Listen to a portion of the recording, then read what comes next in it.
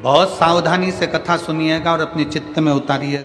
शिव महापुराण की कथा जिसके घर में चल रही है, जिसके टीवियों पर चल रही है, जिसके फेसबुक यूट्यूब पर चल रही है, जिसके मोबाइलों में चल रही है, घर में भले 5 मिनट शिव महापुराण की कथा चले, पर प्रतिदिन अपने मोबाइल को चालू कर 5 मिनट शिव पुराण चालू कर छोड़ दिया।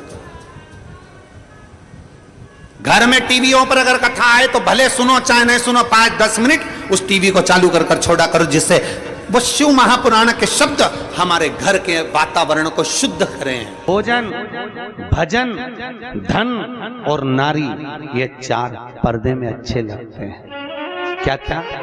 जम के बोलो। भोजन, भजन, धन और नारी, ये 4 पर्दे में अच्छे लगते हैं। भोजन करो तो पर्दे में बैठ कर करो, भोजन बनाओ तो पर्दे में बनाओ, और धन भी रखना है तो पर्दे में रखिए, तिजोरी में रखिए। और भजन करना है तो गौमुखी माला भी अपने गौमुखी के अंतर्गत होना चाहिए, भजन भी पर्दे में हो। और नारी भी जरा सा भोजन। वो दुर्योधन ने कहा शकुनी मामा से, मामा मेरे इतने भाई मर रहे हैं और 5 पांडव नहीं मर रहे, अगर इनको मारना चाहे तो भीष्म पितामह 2 क्षण में मार दे। आखिर ये भीष्म पितामह को क्रोध क्यों नहीं आ रहा, इनको गुस्सा क्यों नहीं आ रहा? तो कहा इनको गुस्सा ना आने का कारण केवल इतना है क्योंकि भीष्म पितामह जब भोजन करने जाते हैं तो भोजन जो भीष्म पितामह करते हैं वो पर्दे में करते हैं। अगर भीष्म पितामह के भोजन पर चंडाल की दृष्टि पड़ जाए तो भीष्म पितामह को क्रोध आ जाए। तो मामा ये बताओ कि उस भीष्म पितामह के भोजन पर चंडाल की दृष्टि पड़ना है तो भीष्म पितामह तो एकांत में भोजन करते हैं, पर्दे में भोजन करते हैं, फिर मैं चंडाल कैसे भेजूं? इतने में शकुनी मामा ने कहा भांजे तू चंडाल से कम है क्या? तेरी दृष्टि दे, तो तेरी दृष्टि दे। और जैसे दुर्योधन ने कहा मामा तुम मुझे चंडाल कह रहे हो? नहीं कह नहीं रहा, मैं तो प्रैक्टिकल करने की बात कर रहा हूं, प्रैक्टिकल करके देख ले। और जैसे ही दुर्योधन ने भीष्म पितामह के भोजन पर अपनी दृष्टि दी और आज भीष्म पितामह ने संकल्प ले लिया कि कल का सूर्यास्त होते हुए अर्जुन नहीं देख पाएगा, मात्र भोजन करा और बुद्धि बिगड़ गई। ये भोजन का असर है।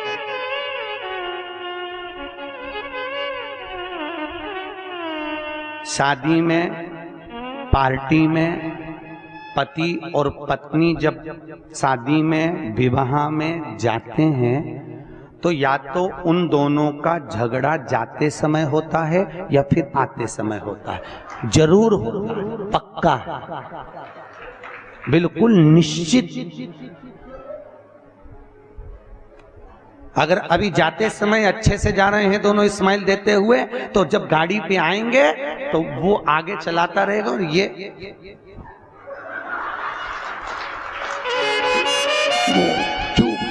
बोले आवाज तक कुछ आवाज वो बोलेगा,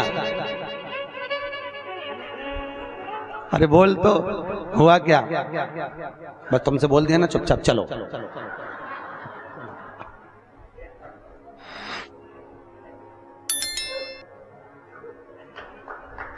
चलो चुपचाप। क्यों? अब कोई समझ तो पाया नहीं, कथा में समझ जा। भोजन का असर है, जैसा खाया अन्न वैसा हो गया मन। हमारे अग्रवाल जी द्वारा रोज कथा के बाद में प्रतिदिन शाम को भंडारा प्रसादी रखी जाती है। क्यों? क्योंकि जो भोजन बन रहा है उसमें यहाँ की कथा का पूरा प्रेशर पड़ रहा है और वो अन्न शुद्ध होता जाता है। तो जितना खाकर जाएंगे, घर जाकर भी रात में भी सपने में शंकर जी नजर आएंगे, सपने में भी भोलेनाथ दिखेगा। और शादी पार्टी में से भोजन कर कर आओगे, अब रेंदो कथा पे चले, तो सपने में भी कुछ नहीं दिखा। भोजन का जैसा खाया अन्न वैसा हो गया मन। भोजन का बड़ा असर पड़ता। जैसा पिया पानी वैसी हो गई पानी, और जैसा पिया दूध वैसा बन गया बुद्धि। बुद्धि गाय से बनती है? दूध से। गौ माता का दूध पियोगे तो गाय जैसे निर्मल हो जाओगे, थैली का पियोगे तो थैली, डब्बा पियोगे तो डब्बा। तुम जैसा दुग्ध का पान कर रहे हो वैसी अपनी प्रवृत्ति बन रही है। भीष्म गीता के अंतर्गत भीष्म पितामह ने बाणों की सैया पर पड़े रहकर अर्जुन को ज्ञान उपदेश दिया। अर्जुन, 4 तरह का भोजन बेकार होता है। अर्जुन ने पूछा, महाराज कौन कौन सा पितामह? पितामह ने कहा 4 तरह का भोजन बेकार है। पहला, अर्जुन, जिस भोजन की थाली को कोई लांग कर चले जाए वो नाली में पड़े हुए कीचड़ के बराबर है। दूसरे नंबर का भोजन, जिस भोजन की थाली में ठोकर लग गई वो कीचड़ के बराबर है। और तीसरे नंबर का भोजन, जिस भोजन की थाली में केश पड़ा हो, बाल पड़ा हो, वह दरिद्रता प्रदान करने वाला होता है। और चौथे नंबर का भोजन, अर्जुन सुन, पति और पत्नी अगर एक ही थाली में साथ बैठकर भोजन कर रहे हो तो वो मदिरा के बराबर होता है, मदिरा के तुल्य है।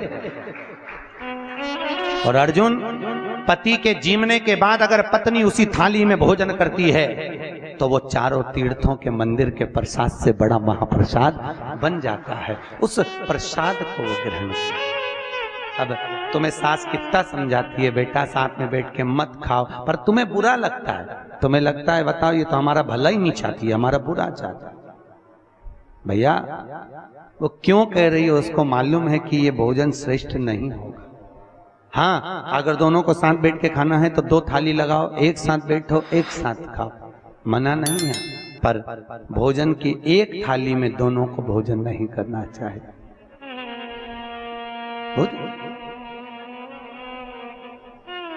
भाई, हमारी प्रवृत्ति, हमारी वृत्ति, हमारा सुख, हमारा मन, भजन, भोजन, धन और नारी पर्दे में श्रेष्ठ लगे, वो सुख है। भगवान शिव की कथा कह रही है। भगवान ब्रह्मदेव को कहा गया आप सृष्टि की रचना करो। ब्रह्मा जी ने कहा सृष्टि कैसे बनाना है, तो भगवान शिव ने अपना अर्धनारीश्वर स्वरूप का दर्शन किया, पर ब्रह्मा जी को समझ में नहीं आया। ब्रह्मा जी ने अर्धनारीश्वर स्वरूप का दर्शन कर उनको समझ में नहीं आया, तो उनको लगा आधा पुरुष और आधा नारी बनाना है। उन्होंने किन्नर उत्पन्न कर दिए। अब जैसे किन्नर उत्पन्न करे तो पूरी सृष्टि किन्नरों की हो गई। भगवान शंकर ने आकर देखा तो शिव जी बोले ये क्या बना दिया ब्रह्मा जी? ब्रह्मा जी बोले आप ही ने तो बोला था कि आधा पुरुष आधा नारी बनाओ। अरे भगवान शंकर बोले मैंने तुमसे कहा था पुरुष और नारी बनाओ, तुमने दोनों को भेला करके बना दिया, इकट्ठा। अलग अलग बनाइए, अलग अलग निर्माण करिए। तब ब्रह्मा जी ने अपनी जंघा से मनु शत्रुपा को उत्पन्न करा, अपने हृदय से दक्ष को उत्पन्न करा। मनु शत्रुपा को प्रकट कर कर उत्तान पात प्रियवत कन्या देवहूति प्रसूति आकुति प्रकट हुई। उसी में एक थी माता प्रसूति, क्या नाम है? माता।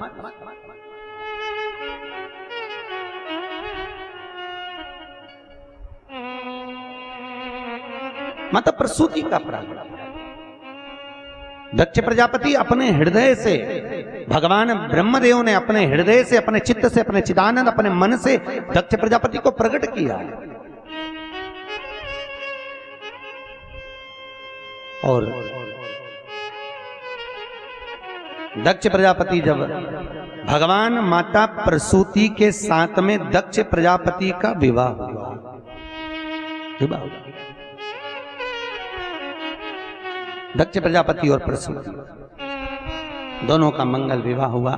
समय आया, इनके गर्भ से, माता प्रसूति के गर्भ से जितनी जितनी संतान होती थी, माता प्रसूति के गर्भ से जितने बच्चे होते थे, सबको नारद जी महाराज ले जाकर सत्कर्म में लगा देते थे, भजन में लगा देते। अच्छा ईमानदारी से बोलो, आजकल की माताओं को बच्चे अगर कहीं सुंदरकांड के पाठ में जा रहे हैं, कहीं रामचरितमानस में जा रहे हैं, कहीं शिव महापुराण की कथा में जा रहे हैं, कहीं भजन में जा रहे हैं, तो माताओं को वो भी नहीं सुहाता। एक बहू को कहा पति ने, सुन आज हमारे दोस्त के यहाँ सुंदरकांड का पाठ है, चलेंगे। पत्नी बोलने लगी एक काम करो तुम ही चले जाना। पति ने थोड़ी देर बाद आकर बोला सुन आज हमारे एक दूसरे दोस्त के यहाँ पर पार्टी है, तो क्या मैं 4 बजे तैयार हो जाऊंगा? कितना भैया, बोल मेरी जीवा हरी हरी 10-10 भोजन पान करे और राम नाम में मरी मरी। बोल मेरी जीवा हरि हरि। भजन चित्त था। शिव पुराण कहती है बहुत घंटों तक, 4 घंटे 5 घंटे 3 घंटे तक भगवान का सम्मुख बैठकर भजन करने की भी जरूरत नहीं है। यहां शिव पुराण कह रहे हैं क्या करना। शिव महापुराण कहती है केवल एक क्षण, केवल एक क्षण भगवान के मंदिर में जाओ और भगवान के मंदिर में पहुंचकर एक क्षण में भगवान शंकर से, भगवान राम से, भगवान कृष्ण से ने लड़ाओ और नैन लड़ाए और नैन लड़ गए तो भगवान शिव तुम्हारा और तुम शंकर के हो जाओगे। ये पक्का है। शिव के तुम और तुम शिव। क्या है बस तुम्हारी चित्त, तुम्हारी वृत्ति, तुम्हारी सोच, तुम्हारे नयन भगवान के चरणारविंद की ओर हो। तुम्हारा चिदानंद स्वरूप भगवान शंकर की ओर।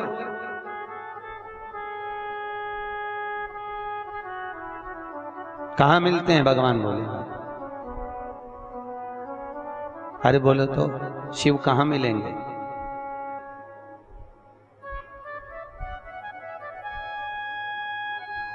किस जगह पर प्राप्त होंगे?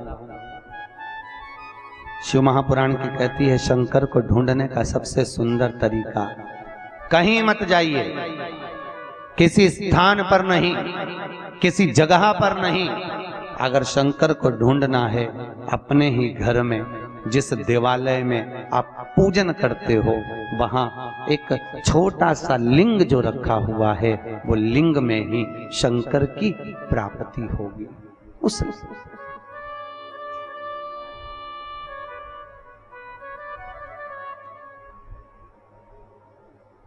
कितना सुंदर भाव प्रकट किया। आज हमारे नीरज भैया बोल रहे थे अग्रवाल जी के, हम तो अपने कमरे में थे, ब्राह्मण लोग अभिषेक करा रहे थे। उन्होंने पार्थिव शिवलिंग का निर्माण करा मट्टी का, और पार्थिव शिवलिंग का निर्माण करा, पूरा अभिषेक आदि हो गया। शिव जी का अभिषेक होने के बाद में जब शंकर जी का सुंदर लिंग का दर्शन करा तो उन्होंने फोटो भी लिया नीरज भैया ने। उसमें भगवान शंकर के दोनों नयन, त्रिपुंड और मुख उस शिवलिंग में पार्थिव में दर्शन हो रहे। और ऐसा लग रहा था जैसे बाबा भोलेनाथ उस नयन को खोल रहे हैं, बंद कर रहे हैं। उन्होंने हमको फोटो लाकर दिखाया, वीडियो दिखाया, गुरुजी देखो आज नीचे बाबा की कैसी करुणा हुई है।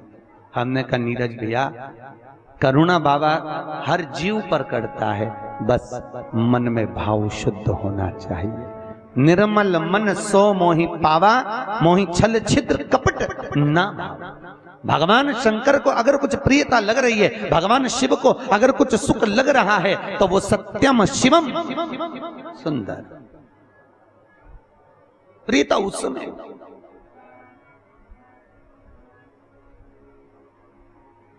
लोग मंदिर रोज जाते हैं? अरे बोलो तो सर रोज। पर एक मन में कभी विचार आपके आया? एक पत्थर का टुकड़ा मंदिर के अंदर गया, एक पत्थर की मूर्ति मंदिर के अंदर गई, एक पत्थर की शिला मंदिर के अंदर गई, एक पत्थर की मूर्त मंदिर के अंदर गई, एक पत्थर का टुकड़ा मंदिर में गया और वो भगवान बन गया। और इंसान कई सालों से मंदिर जा रहा है तो भी वो सही इंसानी नहीं बन पाया है। भगवान को बनने की बात ही दूसरी है, भगवान बनने की बात बहुत दूसरी है। पत्थर बदल गया, मंदिर में जाकर भगवान बन गया। और इंसान मंदिर जाकर भी ये सफाई नहीं हुई, ये ऐसा हो गया, वो पानी डुल गया, वो ऐसा हो गया। मंदिर में जाकर भी हम केवल त्रुटियां छाट रहे हैं। मंदिर में जाकर केवल पूरे मंदिर में हमने जाकर केवल एक त्रुटियों को छाटा है। ये कैसा हो गया, ये कैसा। भैया मंदिर में जाओ, कुछ ना ढूंढिए, मंदिर में जाकर केवल शिव को ढूंढिए।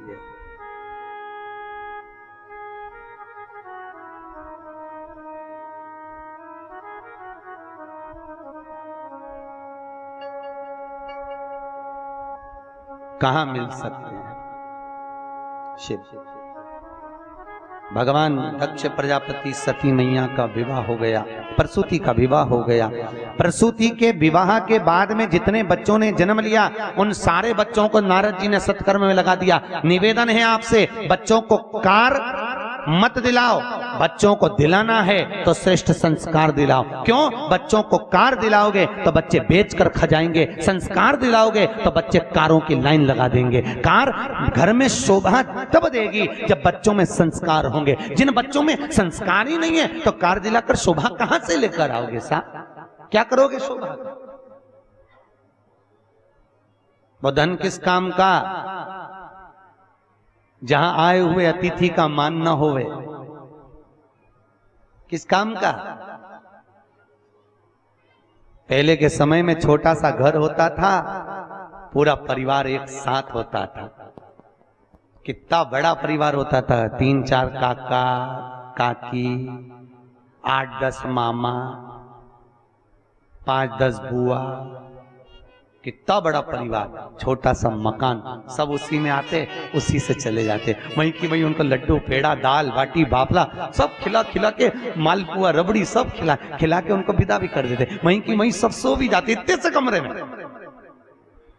वहीं की वहीं बात भी हो जाती सारी। और अब जैसे जैसे मकान बढ़ गया,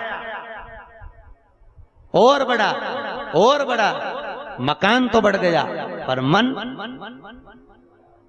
छोटा होता है। अब रिश्तेदार आते हैं तो पूछते हैं क्यों बहू नहीं दिख रही? तो सास 3 बार तो पानी का गिलास गिरा देती है कि 2-3 में से एक तो आ जाओ कमरे में से निकल। मेहमान आए हैं घर पर, बड़ी बहू सोचती है छोटी जाएगी, छोटी सोचती है मंजली जाएगी, मंजली सोचे संजली जाएगी। बेचारी सास अकेली चौका में गई रसोई घर में, पानी भर के लियाई और मेहमान को पिला दिया। फिर पूछा बहुएं नहीं दिख रही? आती होगी, अब भी बस बच्चों को पढ़ा रही होगी, उसको क्या मालूम, सास को सब मालूम है कि कमरा में सो रही है। और बोले क्या मेहमानों के आगे की सो रही नहीं, बच्चों को पढ़ा रही होगी। अच्छा, इतने में सास ने चूल्हे पर चाय रख दी, मेहमान को पिला दी, तब बहू उतर के नीचे आई। उसने सोचा अम्मा ने चाय बना के रख दी होगी, चलो मैं भी पी लूं। तब नीचे बहुत विडंबना है ऐसा, बहुत विडंबना। हम कहते हैं धन लक्ष्मी घर में आए, मना नहीं है, खूब कमाओ। शास्त्र कहता खाओ उतना जितना पचा सकते हो। श्री शिवाय नमस्ते दर्शकों, आज की कथा में पंडित प्रदीप जी मिश्रा ने रायपुर छत्तीसगढ़ में जो कथा चल रही है उसके दौरान बहुत सारे उपाय बताए और साथ ही जो है शिव पुराण का जो है वाचन किया है। इसके साथ में जो है उन्होंने जो है भगवान शंकर और पार्वती का जो है वाचन यहाँ पर किया है। जो भी चित्र दर्शन उन्होंने किया है वो भी बहुत अच्छी तरीके से किया है। तो अगर आप भी जो है कथा को ध्यान से नहीं सुने हैं तो एक बार और कथा को ध्यान से सुन लिया जाए। और अगर आपने कथा को ध्यान से सुन लिया है तो आगे आने वाली कथा को सुनने के लिए प्रतिदिन आपको इस चैनल पर जो है कथाएं मिलती रहेगी। जो भी जहाँ का स्थान पर भी जो कथाएं चल रही है वो जो है आपको इस चैनल के माध्यम से जो है प्रतिदिन 2 भाग में जो है कथा मिलती रहेगी। तो आपको भी जो है डेली कथा देखनी है तो चैनल को सब्सक्राइब कर लें और पास में आ रहा है बेल आइकन को प्रेस कर दें ताकि आपको समय पर कथा का अपडेट मिलता रहे। मिलते हैं अगली कथा में, तब तक के लिए हर हर महादेव।